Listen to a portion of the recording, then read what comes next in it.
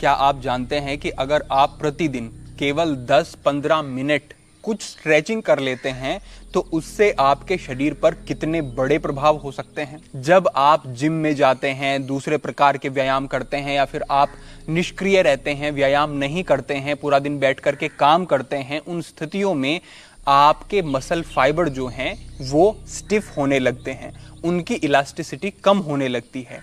एक muscle fibre जो कि इतना स्ट्रेच हो सकता था, अब वो केवल इतना ही स्ट्रेच होता है, जिसकी वजह से आपका रेंज ऑफ मोशन यानी कि कोई भी जॉइंट आपका जितना मूव कर सकता है वो कम होना शुरू हो जाता है और आपको आपके शरीर में जकड़न अनुभव होनी शुरू हो जाती है। जब ये स्थिति और अधिक बढ़ती चली जाती है तो ये स्टिफनेस आपके पोस्चर को भी खराब करना शुरू कर देती है। यानी कि जब मांसपेशियां जकड़ गई, मांसपेशियां बहुत टाइट हो गई, तो आपके कंधों को वो आगे झुका सकती हैं, आपकी गर्दन को वो आगे की तरफ झुका सकती हैं, आपके अलाइनमेंट को शरीर के वो खराब कर सकती हैं, जिसकी वजह से जब आपका शरीर एक गलत स्थिति में निरंतर बना हुआ रहता है, झुका हुआ रहता है, तो आपके उन अंगों में दर्द होना शुरू हो जाता है, इन्फ्लामेशन आनी शुरू हो जाती है और आप निरंतर एक कष्ट में रहते हैं। साथ ही आप अपने शरीर की ऊर्जा, बल और अक्षमता को खोते चले जाते हैं। साथ ही साथ ये भी आप समझ लें कि जब स्टिफनेस और अधिक बढ़ जाती है तो ये आपकी रक्त वाहिकाओं, ब्लड वेसल्स को भी प्रभावित करने लगती है, उनके ऊपर एक दबाव आ जाता है, जिसकी वजह से ब्लड का सर्कुलेशन भी ठीक तरीके से नहीं हो पाता है। इन सब कारणों के चलते आपकी इम्यूनिटी पर भी प्रभाव पड़ता है, आपके ऊर्जा के स्तर पर भी प्रभाव पड़ता है और आपको अनेक प्रकार की समस्याओं का भी सामना करना पड़ सकता है। साथ ही साथ जो व्यक्ति जिम में जाकर के अभ्यास करते हैं, किसी प्रकार के दूसरे स्पोर्ट में वो लगे हुए हैं, अगर वो स्ट्रेचिंग एक्सरसाइजेज नहीं करते हैं, उसके कारण उनका शरीर अपनी क्षमता को खोने लगेगा और उनको इंजरी के चांस बहुत अधिक बढ़ जाएंगे। साथ ही साथ अगर आप स्ट्रेचिंग नहीं करते हैं और आप स्ट्रेंथ ट्रेनिंग करते हैं तो आपकी मसल्स की रिकवरी भी ठीक तरीके से नहीं हो पाती है। तो आज जो हम अभ्यास आपको बता रहे हैं, इन अभ्यासों को हर आयु वर्ग का व्यक्ति करे, युवा भी करे, जिम में जाने वाले व्यक्ति भी करें, अन्य प्रकार के व्यायाम या फिर रनिंग आदि करने वाले व्यक्ति भी इन सभी स्ट्रेचिंग के अभ्यासों को अवश्य करें। इस बात का आपको ध्यान रखना है। किस प्रकार से क्या क्या अभ्यास करने हैं, अब हम आगे बढ़ते हैं और इस विषय को समझते हैं। यहाँ पर हमारा जो पहला अभ्यास है, उसके लिए दोनों पैरों को आप नज़दीक लाएंगे, अपने पैरों को आप सीधा रखेंगे, सांस भरते हुए शरीर को सबसे पहले ऊपर की तरफ खींचना, यहीं से आपको हमेशा शुरू करना है। तो सांस को पूरा अंदर भरेंगे और अंदर जैसे जैसे आपका सांस जा रहा है, हाथों को ऊपर उठाएंगे, फिंगर्स को आप लॉक कर लेंगे, हथेली को ऊपर उलट लेंगे और जितना हो सके उतना हाथों को ऊपर की तरफ खींचें। थोड़ी देर तक इसी प्रकार रखेंगे।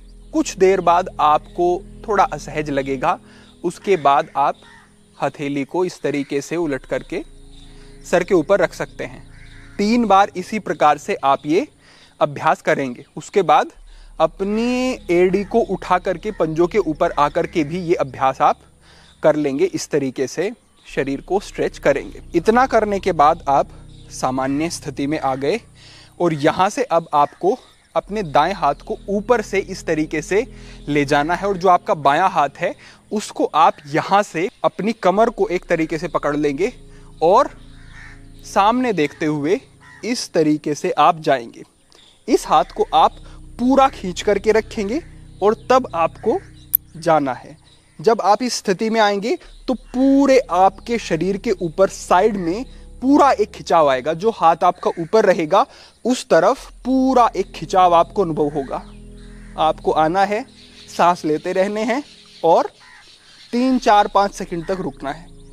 फिर आप वापस सामान्य स्थिति में आएंगे और आप हाथ को बदल लेंगे यहाँ पे और फिर आप इसी प्रकार से आएंगे और थोड़ा रुकेंगे, सांस लेते रहेंगे, 3, 4, 5 सेकंड रुके, उसके बाद वापस। ये आपका अभ्यास हुआ। इसके आगे जो अभ्यास है बड़ा ही सुंदर अभ्यास है। अपने पैरों के बीच में आप इस तरीके से अंतर लेकर के आए, दाएं पैर को अपने यूं बाहर आप लेकर के जाएं और अपने शरीर को भी इस तरफ आपको यूं घुमा देना है। यहीं से सांस भरते हुए हाथों को ऊपर लेकर के गए और सांस छोड़ते हुए आपको इस तरीके से हाथों को नीचे लेकर के आना है। और जो पैर आपका ये रखा है, इसकी दाईं तरफ बाईं तरफ अपनी हथेली को इस तरीके से रखने का प्रयास करेंगे।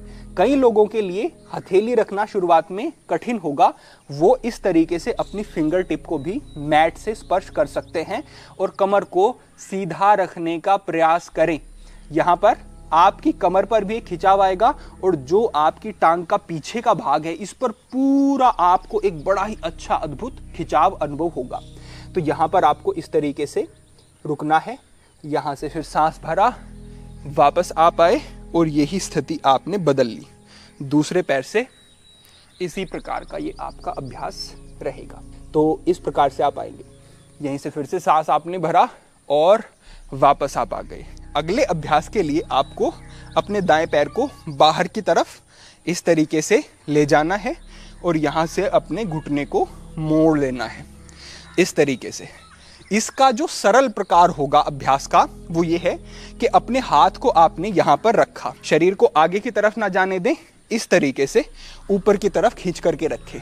अब सांस भरा और हाथ को ऊपर की तरफ लेकर के गए और अब हाथ को इस तरफ आपने पूरा खींचा।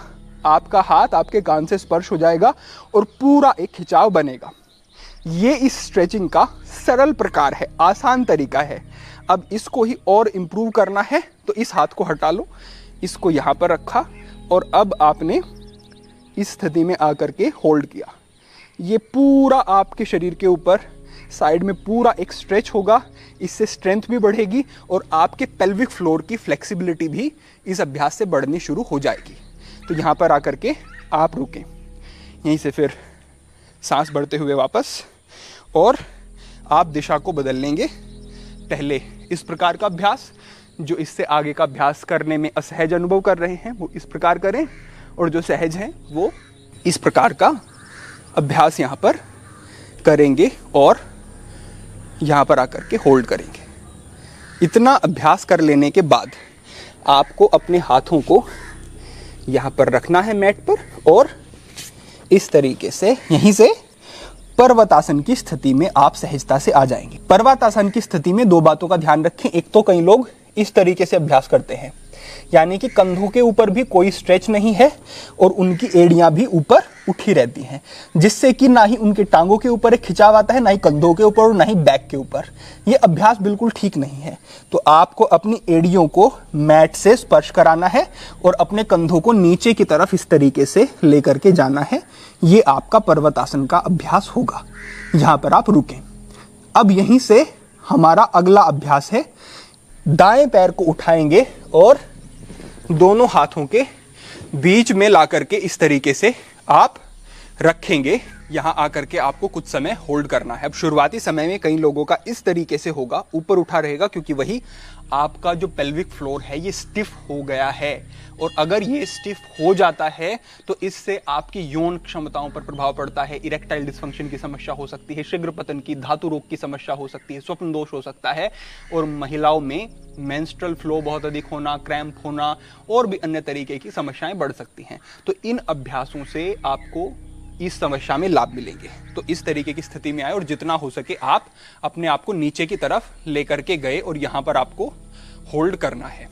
कमर को सीधा रखें, सामने देखें और यहाँ पर रुकें।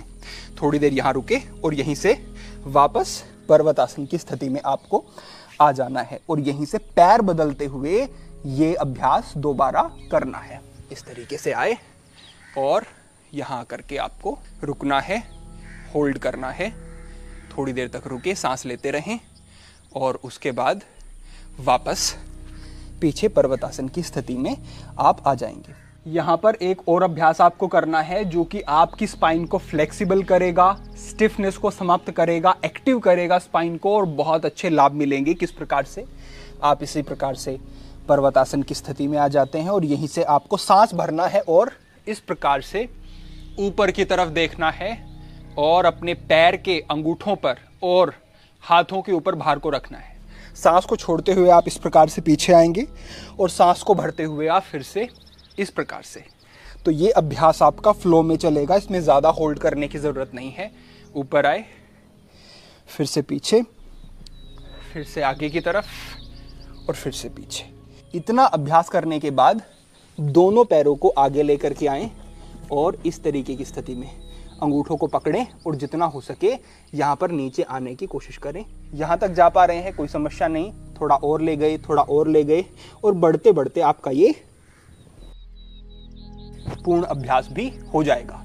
इस तरीके की स्थिति में आए और यहीं से फिर आप बैठ जाते हैं। बैठ करके आप लेट जाएं और लेट करके हम आपको कुछ सरल सी स्ट्रेचिंग और बता देते हैं जो कि बड़ी ही इफेक्टिव रहेंगी। क्या करना है, लेट करके अपने दाहिने पैर को ऊपर उठाएं, घुटने को सीधा रखें। कई लोगों को तो पैर यहां तक ला करके रोकने में और इस अंगूठे को पीछे की तरफ, ऐसे नहीं पीछे की तरफ इस तरीके से रखेंगे, तो यहां तक आने में ही कई लोगों को बड़ी असुविधा होगी। और जब वो 30 सेकंड तक यहां पर होल्ड करेंगे तब उन्हें पता चलेगा कि ये तो एक पैर को सीधा करके उठाना ही हमारे लिए कठिन हो रहा है। और अगर ऐसा है तो समझें कि शरीर में स्टिफनेस आनी शुरू हो गई है। इसके बाद करना क्या है, इस तरीके से अपनी उंगलियों को लॉक करना है और घुटने के पीछे रखना है और जितना हो सके पीछे इस पैर को आपको खींचना है, जितना हो सके आराम से। इतना ला पा रहे हैं, ठीक है, इतना ला पा रहे हैं, ठीक है, इतना ला पा रहे हैं, ठीक है। इसे आप खींचेंगे तो पूरा यहां भी स्ट्रेच और दूसरे पैर पर भी प्रभाव आएगा। ये आपको करना है। फिर इसको छोड़ दें और दूसरे पैर को आप ऊपर उठाते हैं, होल्ड करते हैं और खींचते हैं, खींचते हैं, खींचते हैं, खींचते हैं। इस प्रकार का अभ्यास ये आपको करना है। कुछ समय तक होल्ड किया, फिर आपने वापस पीछे छोड़ दिया।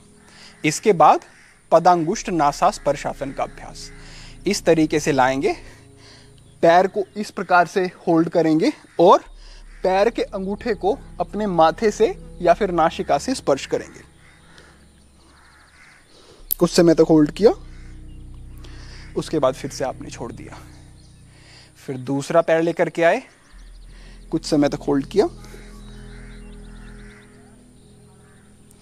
छोड़ दिया। इस तरीके का अभ्यास रहेगा। इस अभ्यास में आप अपने सर को भी ऊपर उठा करके तब स्पर्श करेंगे तो ये अभ्यास रहेगा। तो ये अभ्यास आपको यहाँ पे कर लेने हैं। इसके बाद जो अंतिम हमारा अभ्यास है उसके लिए आपको बैठना है और बैठ करके आपको बद्ध कोणासन का अभ्यास कर लेना है। पैरों को पहले आप सीधा कर लें। सीधा करने के बाद पहले अपने दाएं पैर को इस तरीके से लाएंगे और पीछे इस तरीके से जमा लेंगे। ये पैर तो आपका सरलता से आ जाएगा। अब इस पैर को आप लेकर के आएंगे और यहाँ पर इस तरीके की स्थिति में आपको आना है। कई लोगों का अभ्यास ऐसा होगा, कई लोगों का ऐसा होगा, कई लोग सरलता से नीचे ले जा पाएंगे और कई लोग पूरा नीचे ले जा पाएंगे। जो पूरा नीचे ले जा पा रहे हैं उनका ठीक है, उनको कोशिश ये करनी है कि पैरों को और पीछे की तरफ लेकर के आएं और उसके बाद पैरों को पूरा इस तरीके से नीचे लेकर के जाएं। ये प्रयास करना है, अभ्यास को इम्प्रूव धीरे धीरे करते जाना है। जब ये भी होने लगे तो धीरे धीरे धीरे धीरे लाते हुए अपने माथे को भूमि से स्पर्श करा देंगे, होल्ड करेंगे, वापस आएंगे। ये अभ्यास अगर आपने कर लिया तो आपके पेल्विक फ्लोर की जो स्टिफनेस है वो गई समझो। अगर पूरा बद्धकोण का अभ्यास हो गया और इस तरीके से आप आगे भी आ पा रहे हैं तो स्टिफनेस गई और जो भी आपको यौन समस्याएं हैं विशेष रूप से पुरुषों में, समझे आपने उनका निदान कर लिया। अब ये जो अभ्यास हमने किए हैं आप देखें कि हमारे शरीर के हर अंग पर हमने कार्य कर लिया। हमने अपनी कमर को, अपने पूरे साइड के शरीर को, अपनी टांगों को पूरा हमने स्ट्रेच कर लिया। यहाँ पे इतना अभ्यास और इतना समय अगर आप अपने आप को दे देते हैं तो आप कितनी ही समस्याओं से, बीमारियों से बच सकते हैं। आपको हॉस्पिटल्स के चक्कर नहीं काटने पड़ेंगे और आप जितने दिन जिएंगे आप पूरी ऊर्जा, क्षमता और आप ऐसा अनुभव करेंगे वृद्धावस्था में भी कि हम युवा हैं, हम सक्षम हैं। तो क्यों ना हम अपने जीवन में इन छोटी छोटी आदतों को ला करके अपने जीवन को सुंदर और बेहतर बनाएं। अपनी क्षमता के अनुसार करें जितना आपसे हो। और जो हमने कहा कि चाहे आप जिम में जाते हैं, चाहे आप अन्य प्रकार का अभ्यास करते हैं या फिर आप कुछ नहीं करते हैं, हर व्यक्ति के लिए ये स्ट्रेचिंग का जो पैकेज हमने साझा किया है ये उपयोगी रहने वाला है। तो आज के लिए आपके लिए यही मार्गदर्शन था। भविष्य में अन्य महत्वपूर्ण विषयों पर मार्गदर्शन होता रहेगा। सभी के लिए प्रार्थना, सभी के लिए मंगल कामना। आज के लिए इतना ही। ओम नमः शिवाय।